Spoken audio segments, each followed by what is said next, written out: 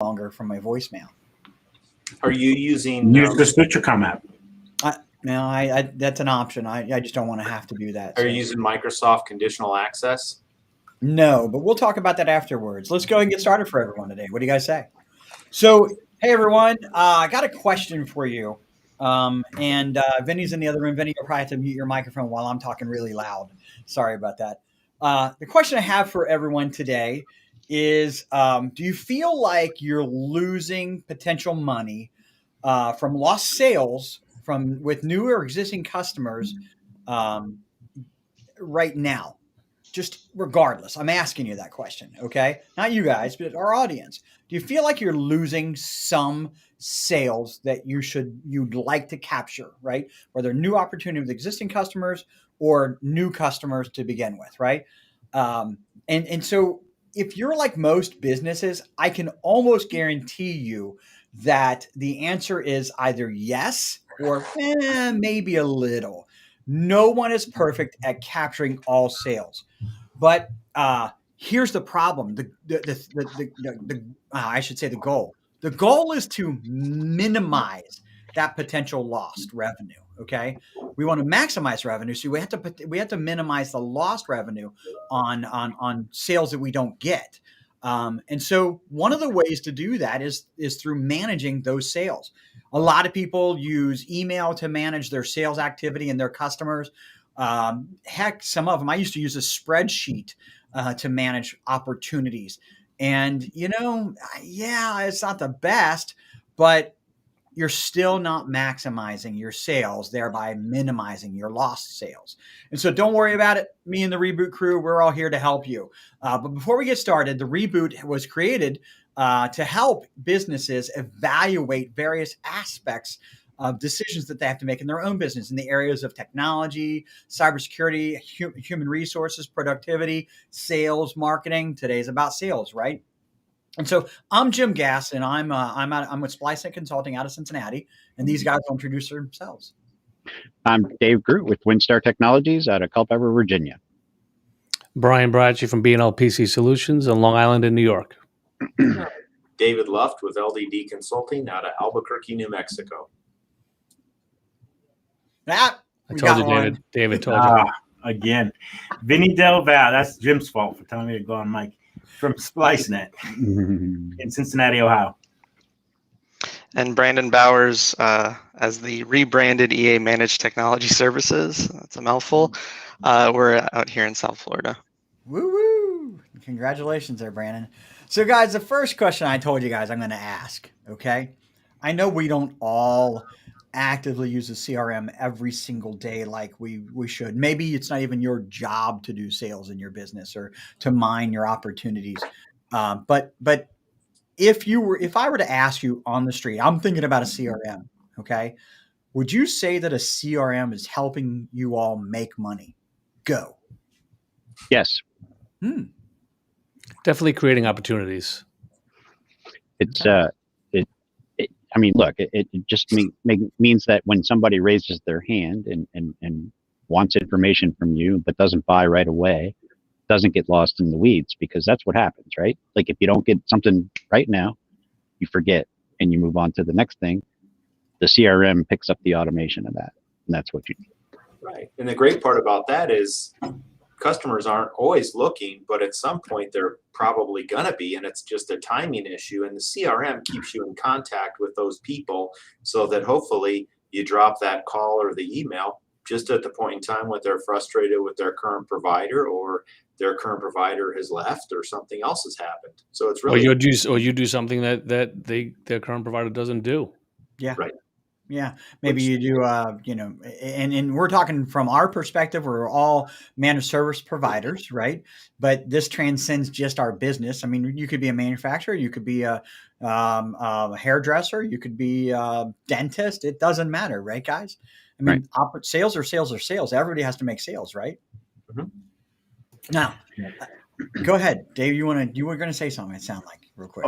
No, something popped in my head, but I'll let you go because I don't want to get squirreled on that tangent. I appreciate that. So have you ever encountered, any of you, a vendor right? We deal with vendors all day long, just like we're a vendor to somebody else, and all your businesses are generally vendors to somebody else. Have you guys ever dealt with a vendor where you put a call out there, okay? You ask for something, and they essentially what seems to be ghost you, right? Mhm. They just don't get back to you. Anybody dealing with one of those right now? Absolutely. Happens all the time. Well, I mean, you got to look at it. When you don't have a CRM, where do your leads go to? They probably go to email, maybe someplace, and then you got to remember to do something about it. And if you've got a group of people that need to do something about it, who is actually doing it? Did somebody do it? You have no idea. Yeah, absolutely.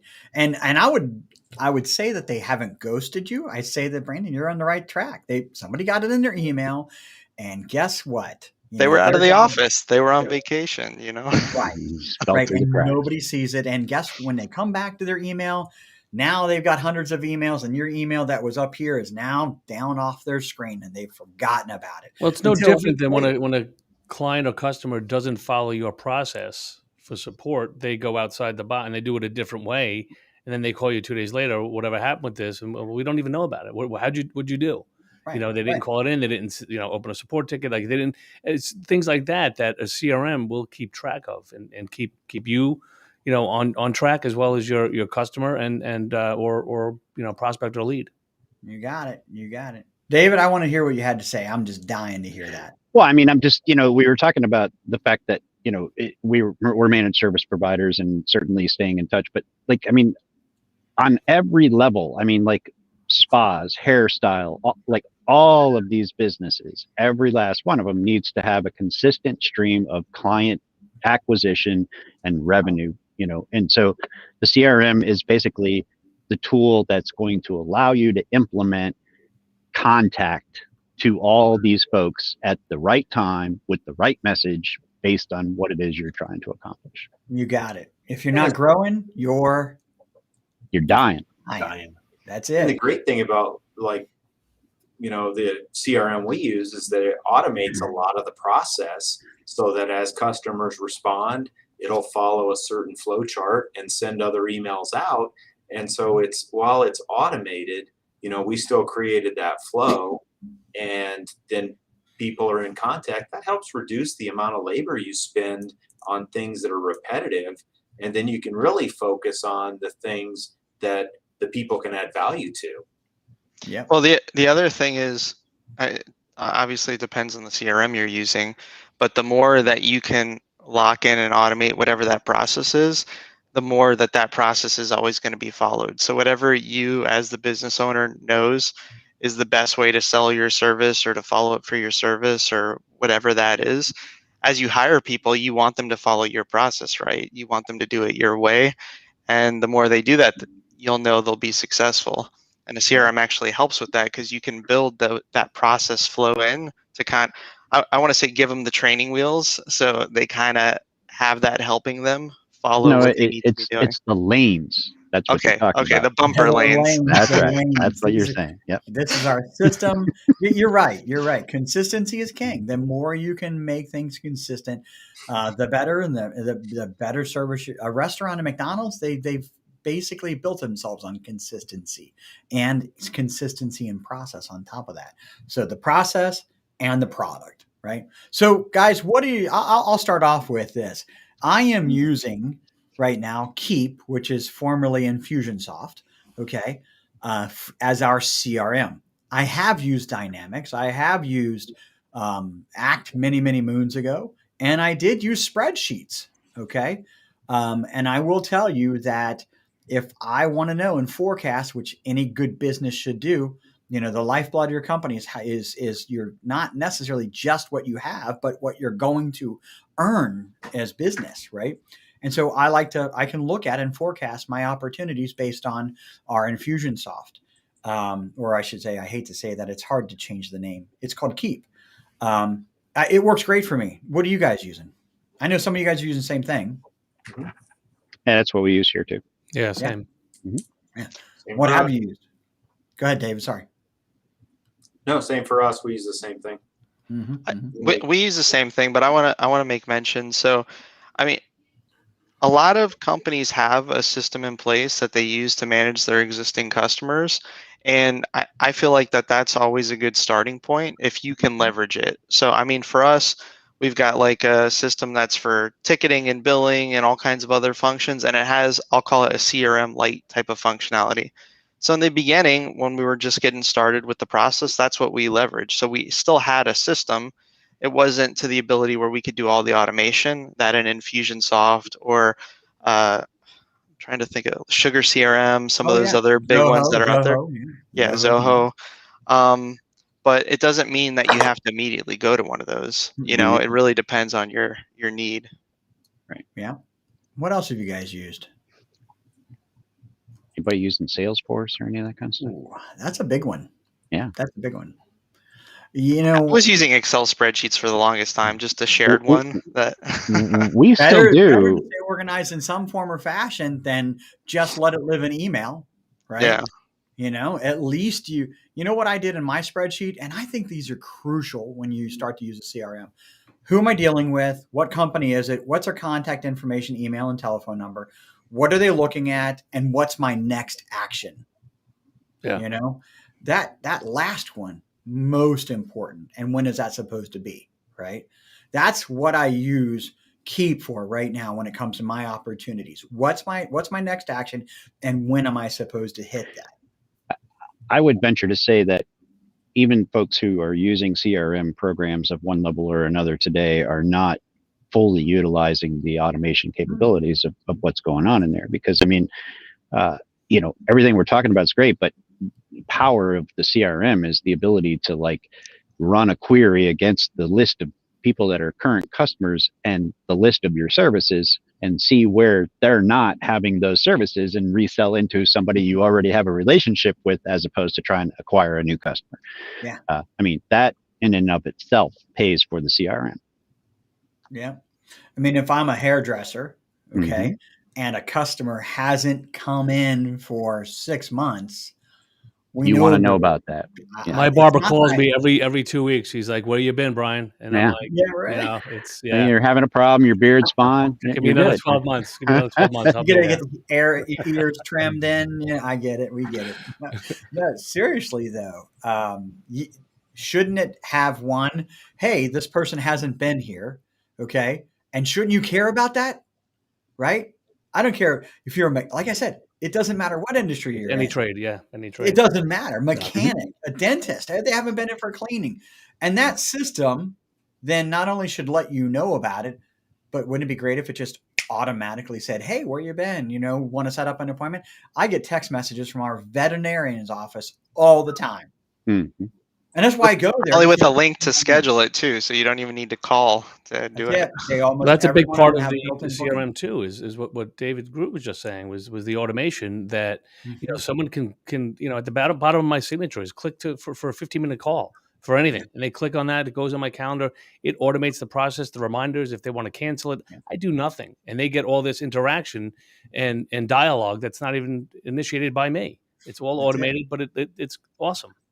Now, you know, one of the things that Vinny and I have been working on is the automation with existing customers. And so that existing customer, we're a professional services organization, many just like you guys, right? But if I was a CPA, okay, and I had on repetitive customers, that automation to say, hey, you know, we're supposed to get together, want to get together every quarter, every 6 months or something like that. And Vinny and I have worked really hard. It's, you know, that how do you say that? Vinny, what's your challenge with the automation in something like that? So one of my challenges is in some ways, one is I want to make sure that when the email goes out, that it sounds like me, right? Because I'm talking to these customers all the time. And so I wanted to have the same language that I would use. Yeah, right. Also, sometimes I get into not really a conflict, but the automation goes out, but I had just talked to the person yesterday, right? Right. And yeah, that's so they send me a confused email saying, "Hey, what's going on?" Right. So fine tuning that a little bit to or talking to customers and saying, hey, you're going to get these emails or whatever it is. The automation is great. I think it takes that burden off me to have to chase people down or send reminders and do all of this. It does it all for me, right? It just has to, for me as a inside person dealing with customers every day, our existing customers are not chasing sales, right?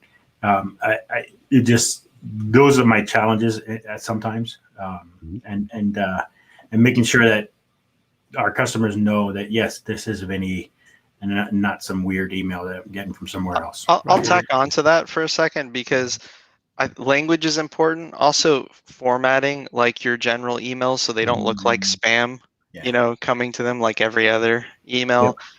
That's had a huge benefit for us in terms of actually getting customers to like click the links or respond to it, or oh hey, yeah, we just spoke, and they thought it was you that sent it, right? Because the language and everything was kind of tuned already, so that, they didn't Guys, realize. So that's good. I get a lot of I'm sorry, Jim. No, go ahead, Vinny.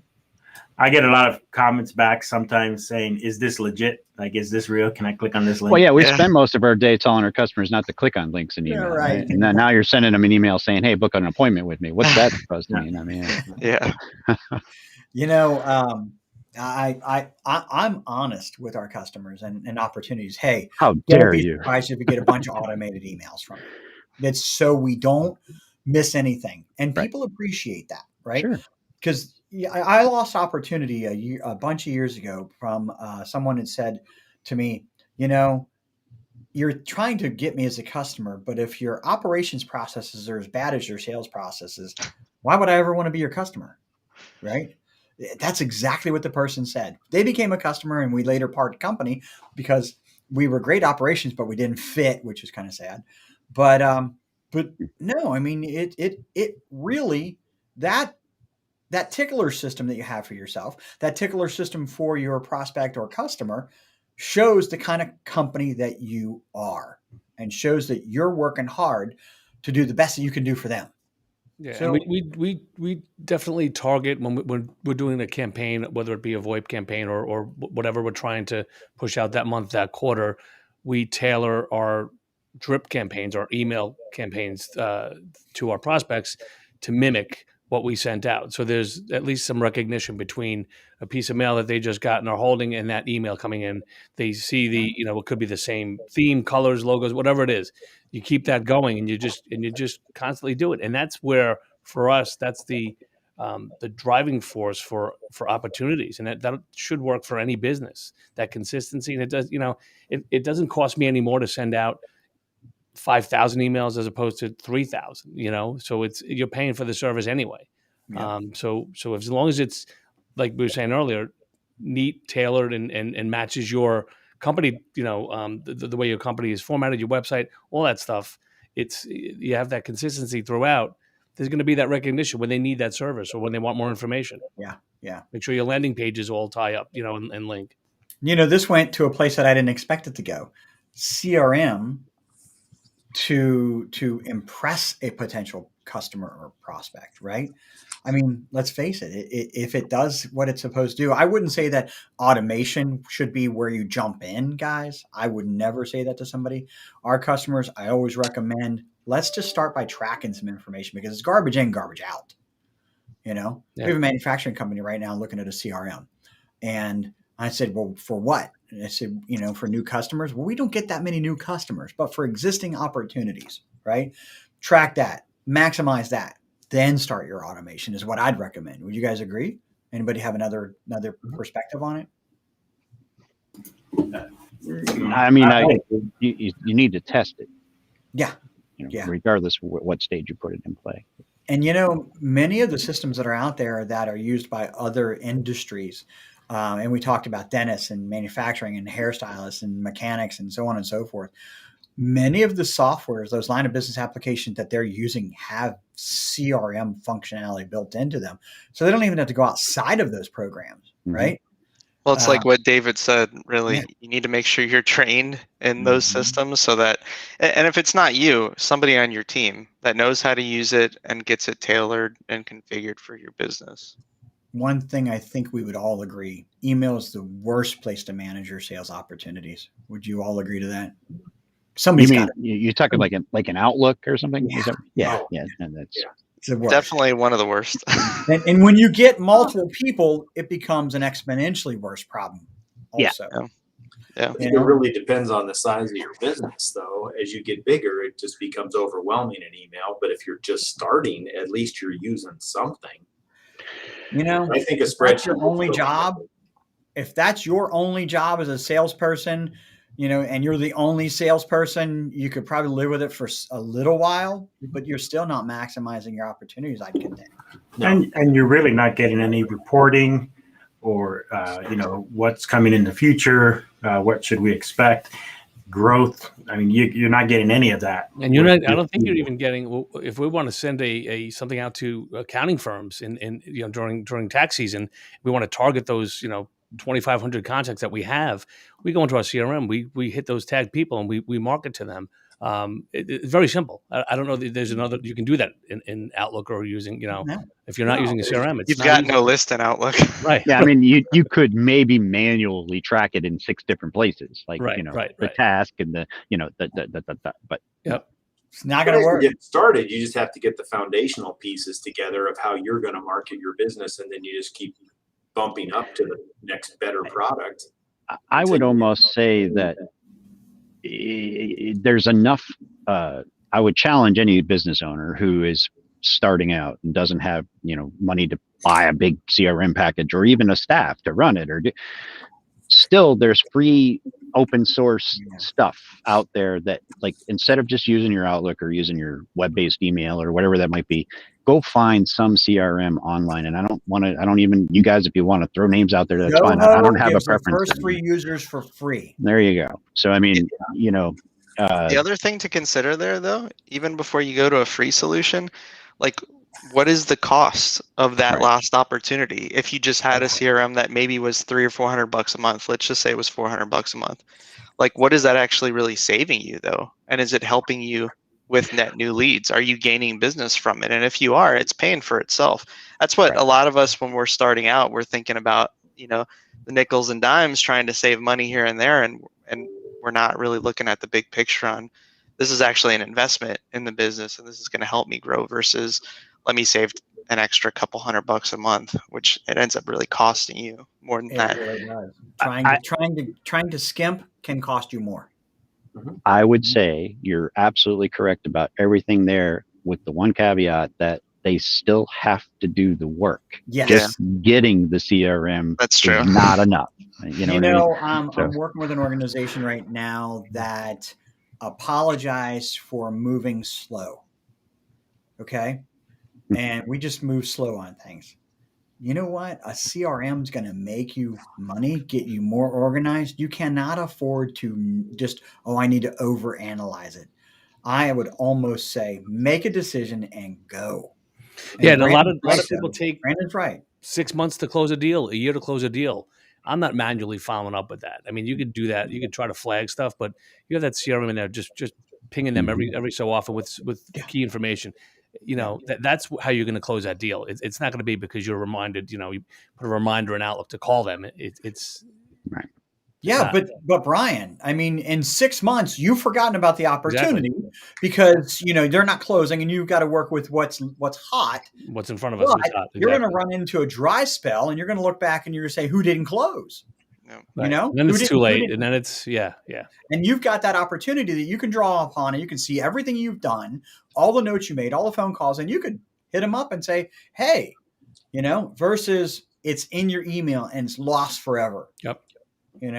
Agreed. I said this, and let's end on this, and we'll all almost positively agree on this. I said in the post for this show today, that which is measured improves, that which is measured and reported improves exponentially. We know where they came from. We know where we've heard that. These guys, that is what a CRM will do for you. It will help you improve that sales number that is oh so important to all of us. Any final words, guys? Jump in. That's it. I was thinking the same thing. I was going to say that, take one piece at a time. The CRMs have a lot of different functionality. I think the guys mentioned it several times. Implement one piece at a time, get good at it, and then go to the next. Right. Yeah. Exactly. So it's not overwhelming. It's not too big for you. Yeah, it can be. And you can have success. Yeah. You're right. Little bits at a time. It's a big change if you're not using it already. Thanks a lot, guys. Great show. As always, if you're in the audience, you have any follow-on questions, put them in the comments. And make sure that you like and share our videos. Plus, we've got the YouTube. Soon we'll be on every podcast platform available. Well, that's an overstatement, but the most popular podcast platforms, we're working on those right now. And again, we are on every week. We don't have our topic for next week, although we're toying with one. It might be COVID related, about the COVID and vendors in the workplace. And so, as always, starting this week, we're every week now. Wednesdays Eastern time at 1:30. So, guys, thanks a lot. Thanks, Jim. All right. Y'all have a Take great care, day. everyone. Have a good one.